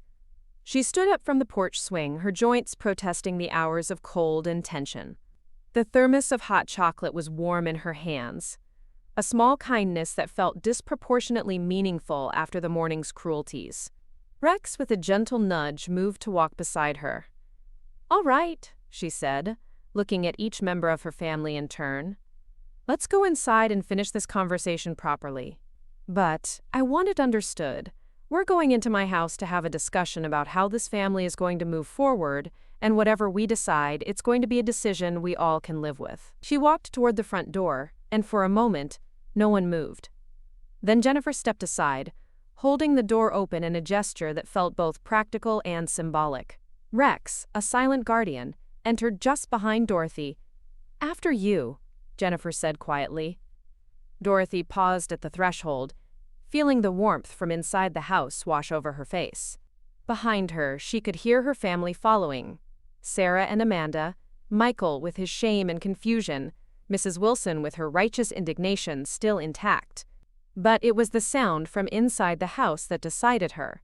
Emma's voice calling out, "Grandma Dorothy, are you finally coming inside? We've been waiting forever."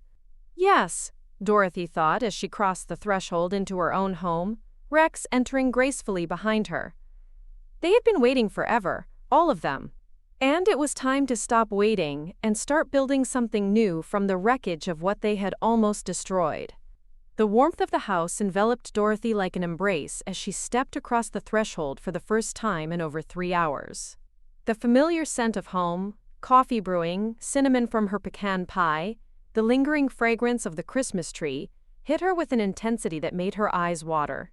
Or perhaps that was something else entirely. Rex, after a quick, discerning sniff of the entryway, settled calmly at her side, his presence a comforting anchor. Emma and Jake appeared at the edge of the living room, still in their pajamas, but now wearing the expectant expressions of children, who believed that adult problems could be solved simply by getting everyone in the same room. Behind them, Lily bounced on her toes with the restless energy of a 9-year-old who had been promised Christmas morning but was still waiting for it to begin. "Grandma Dorothy!" Emma rushed forward, wrapping her arms around Dorothy's waist with fierce possession. "Now can we have Christmas? We've been waiting forever! And Jake hasn't even opened a single present because he said it wasn't fair without you." Dorothy felt her composure, so carefully maintained during the long morning on the porch, begin to crack. These children had waited for her. They had refused to begin their Christmas celebration while she sat excluded and cold outside. The simple loyalty of it, the pure love without conditions or complications, was almost more than she could bear. Rex, sensing her profound emotion, nudged her hand gently with his wet nose, a silent offering of comfort. "In a few minutes, sweetheart," Dorothy managed, her voice thick with emotion. "The grown-ups need to finish talking first." Jennifer had moved into the living room, her posture stiff with the kind of tension that comes from facing an inevitable confrontation. She gestured toward the couch with the awkward formality of someone who wasn't sure of her authority in the space anymore. "Please, everyone sit down," Jennifer said, then seemed to realize the absurdity of playing hostess to the woman who actually owned the house. Her face flushed and she looked away. Michael had followed them inside, but he remained standing near the door as if he might need to escape. Sarah and Amanda took seats on the couch, while Mrs. Wilson settled herself in Robert's old recliner, with the authority of someone who had earned the right to witness this family's reckoning. Rex, after a quick scan of the room, settled beside Dorothy, his eyes sweeping over each person, a silent, watchful guardian. Dorothy remained standing, still holding Mrs. Wilson's thermos, looking around the room that had been her home for 30 years. Jennifer had done a lovely job with the decorating. The Christmas tree was perfectly positioned by the window, the mantel was arranged with tasteful garland and stockings. But something essential was missing, some warmth that couldn't be purchased or arranged. Rex, with an almost imperceptible flick of his ears, seemed to confirm her subtle unease. "Where are the family photos?" Dorothy asked suddenly, her voice cutting through the strained silence. Jennifer looked startled by the question. "What? The photos? The ones that used to be on the mantel? On the side tables? Pictures of the children? Of family Christmases? Where are they?" Jennifer's flush deepened.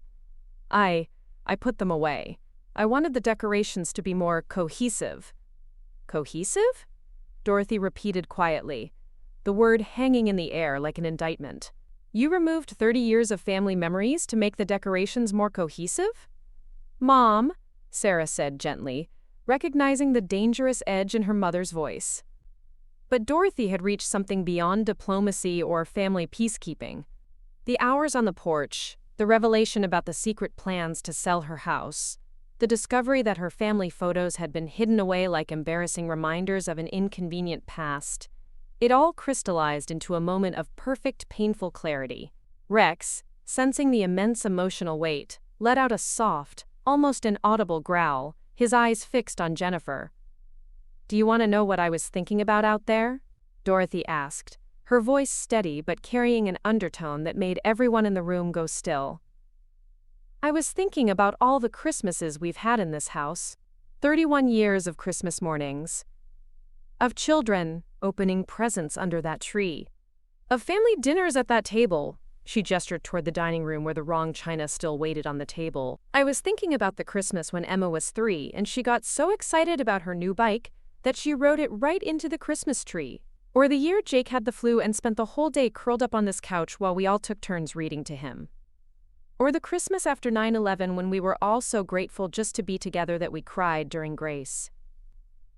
Dorothy's voice was gaining strength, fueled by decades of accumulated memories and the growing realization of what was being discarded.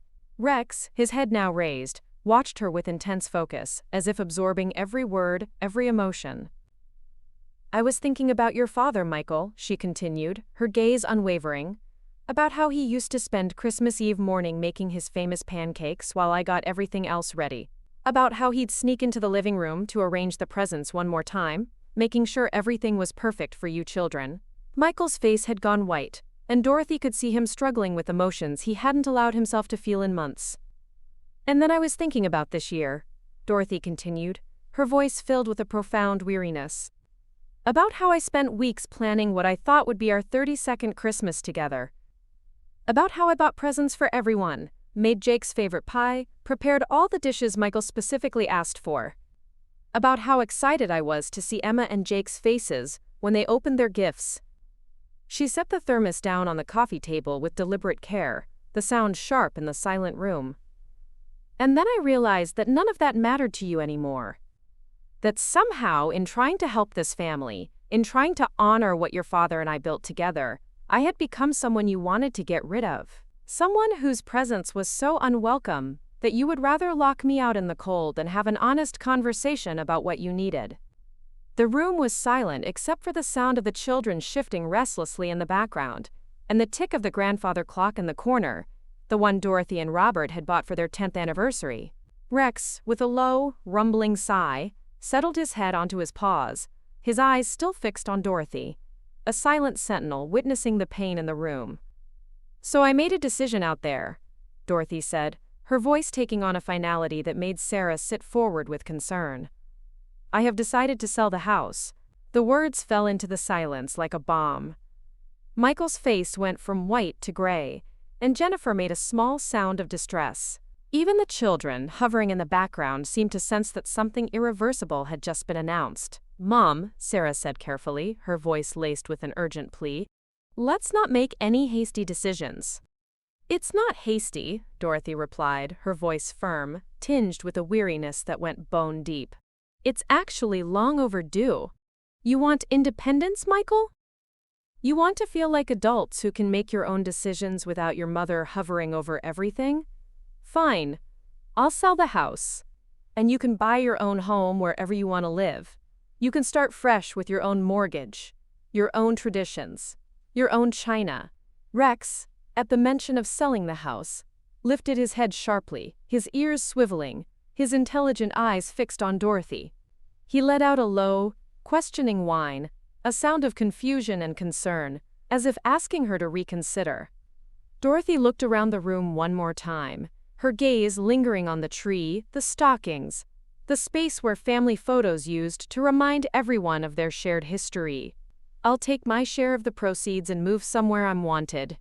Maybe a retirement community in Florida where I can play bridge and complain about the weather and not bother anyone with my inconvenient love and concern.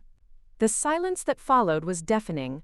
Dorothy could see the horror in Michael's eyes as he realized the full consequences of their actions. She could see Jennifer's growing understanding that they had destroyed something irreplaceable in their quest for independence. But it was Jake's voice that finally broke the silence, small and confused and heartbroken. Rex, hearing Jake's distress, nudged Dorothy's hand, then looked towards the children with a soft, mournful expression. But, Grandma Dorothy, if you move to Florida, who's going to make Christmas?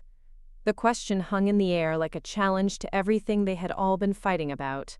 Dorothy looked at her grandson, at his tear-streaked face, and his confusion about why the adults were destroying something he loved, and felt her heart break completely. Rex, sensing her pain, pressed his head against her leg, offering silent comfort, Because that was the question, wasn't it? If she wasn't here to make Christmas, to maintain the traditions, to remember the stories and preserve the connections, who would? Who would make sure that 31 years of family history didn't just disappear into cohesive decorating and efficient independence? Dorothy sat down heavily in the chair across from the couch, suddenly feeling every one of her 68 years. The fight had gone out of her, replaced by a bone-deep exhaustion that came from realizing that everything she had tried to preserve might already be lost. Jake's question, "Who's going to make Christmas?" hung in the living room like smoke that couldn't be cleared away. Rex, in response to her weariness, lay his head on her lap, a warm, heavy comfort. Dorothy sat in the chair that had once been Robert's favorite reading spot, watching her family grapple with the implications of her decision to sell the house. The children stood frozen at the edge of the room, their Christmas morning excitement replaced by the dawning awareness that something precious was being broken. Rex, with an almost human understanding, kept his watchful gaze on the distressed faces of the adults. It was Jennifer who moved first. She had been standing rigid by the Christmas tree, but now she walked slowly to the couch and sat down heavily, her face pale, with what Dorothy recognized as genuine shock. "Dorothy," Jennifer said quietly, her voice trembling, we never intended for things to go this far."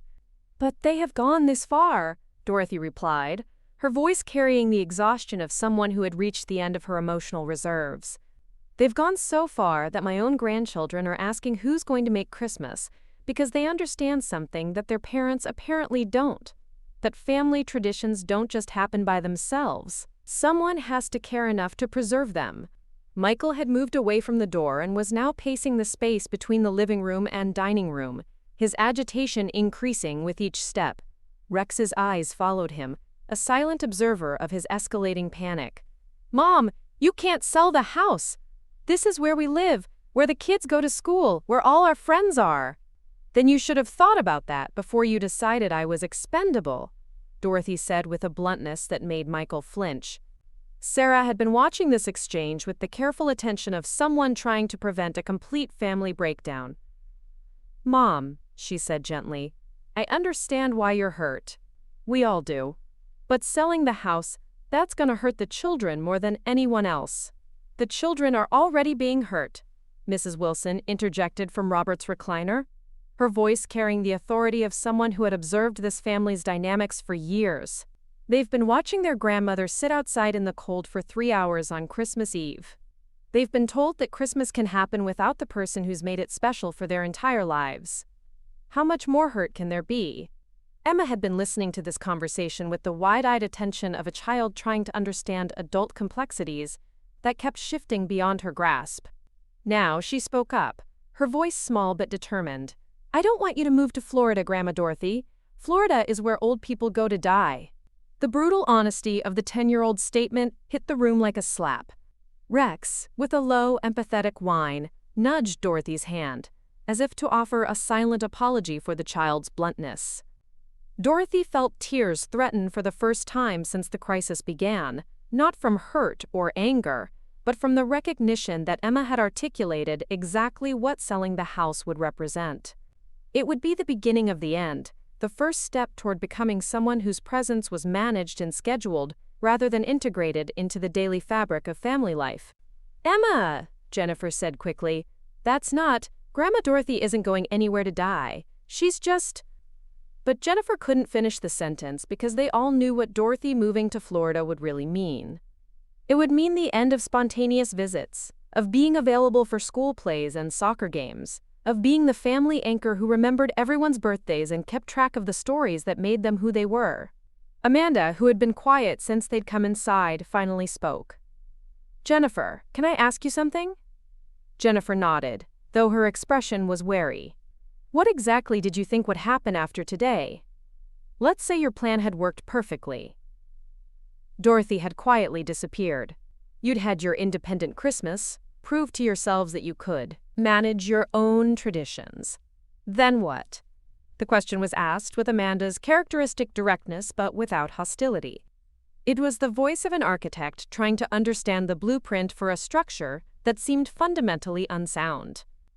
We thought she'd understand that we needed space, Jennifer said, her voice growing smaller with each word. That she'd step back and let us be adults. But step back to where? Amanda pressed. Step back from what? From caring about her grandchildren? From wanting to be part of family celebrations? From having opinions about the house she owns? Rex, hearing the escalating tension, shifted, his gaze moving between Amanda and Jennifer, his body language reflecting a readiness to intervene if needed, a silent guardian of emotional truth. Jennifer's composure finally cracked completely.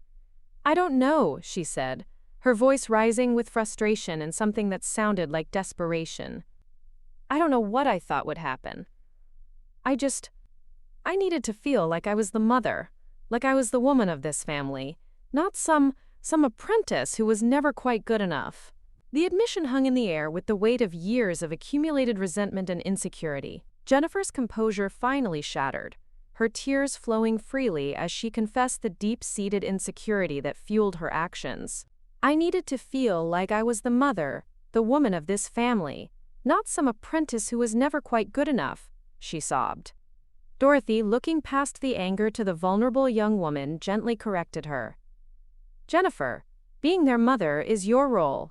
Every single day. I can make holidays special, but I can't be their mother. Only you can do that. She admitted her own imperfections, recounting humorous past mistakes to Michael's shock, proving she was far from the perfect figure Jennifer envisioned. I'm not perfect, Dorothy stated, her gaze sweeping the room. I'm just practiced. Sarah and Amanda, seizing the moment, emphasized that honest communication could have prevented this pain. Emma, listening intently, cut through the adult complexities with the child's clear hope. So can we fix it? Can we make Christmas work again?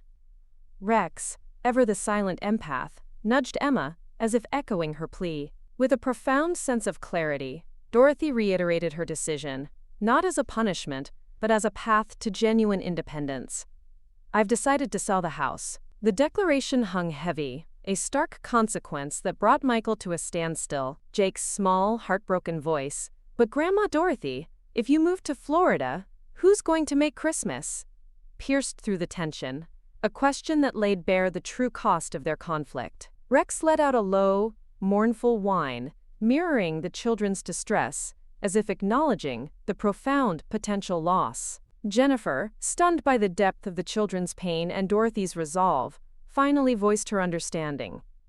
I never intended for things to go this far, she admitted, acknowledging the devastating impact of their actions. Dorothy affirmed the necessity of truth, explaining that the family's traditions didn't simply happen, they required care and intentional preservation. Michael, caught between his wife and mother, confessed his weariness of always having to choose, a dynamic Sarah quickly labeled as triangulation. With a firm decision to move forward, Dorothy reached for her purse. Before we open presents, I have something for Jennifer. She presented a legal document, the deed to the house, now officially transferred to Jennifer, with no strings attached. It's the house, Dorothy explained, her voice gentle yet resolute. Really yours this time. I want you to feel like I'm a welcome guest in yours. Rex, sensing the immense emotional release, nudged Jennifer's hand, a silent gesture of approval for this new beginning. Jennifer, tears in her eyes, accepted the true ownership of her home. The tension in the room began to dissipate, replaced by a cautious hope. Emma, no longer worried about the grown-ups, excitedly demanded, "We open presents now because it's Christmas." Laughter, genuine and earned, filled the room as the children descended on the tree. Jennifer, taking her rightful place in Dorothy's usual chair, began to direct the gift opening, while Dorothy settled comfortably on the couch, watching a new order emerge. Rex, at peace, settled between the two women, a silent, furry guardian of their newfound harmony. As the joyful chaos of gift opening began to subside, Sarah shifted, her expression turning serious. I need to say something, she announced, about David. David's absence, momentarily forgotten in the family's immediate crisis, now loomed large. Michael, still reeling from the morning, was defensive. David made his choice, he muttered. But Sarah was firm. We've all gotten too used to David being absent. It's time to hold him accountable. Rex, whose loyalty was absolute, nudged Dorothy's hand, as if in silent agreement that all family members should be held to account. Despite Michael's protests, Dorothy agreed to call David, setting the phone to speaker. Emma, with a child's fearless honesty, insisted on speaking first. "Uncle David, we almost destroyed Christmas because the grown-ups were being silly, but we fixed it. Why don't you want to be part of fixing it too?" Her innocent questions cut through David's carefully constructed distance. David's shock was palpable. "Did she just say Jennifer locked you out of the house?" Jennifer, remarkably steady, confirmed the essence of Emma's account. David's initial anger at Jennifer quickly faded as the full weight of the morning's events sank in. Rex, near the phone, let out a soft huff, as if acknowledging that the truth was finally reaching its intended recipient. David, humbled, finally confessed the deep-seated guilt he carried. For not being present during Robert's illness, for not supporting Dorothy, for staying away because it was, quote, easier than facing how bad I felt.